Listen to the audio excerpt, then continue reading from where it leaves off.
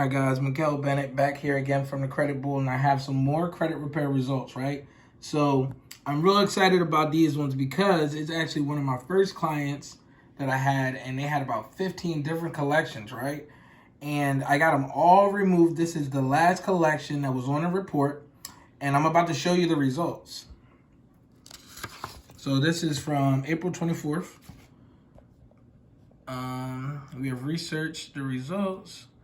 The collection, this item has been deleted from the credit file, okay?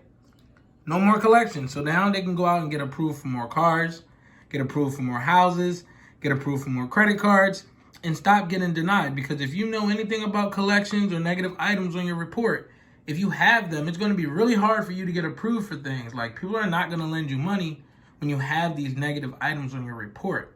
So if you need to get them removed and you have them on your report, go to my website and schedule a free consultation.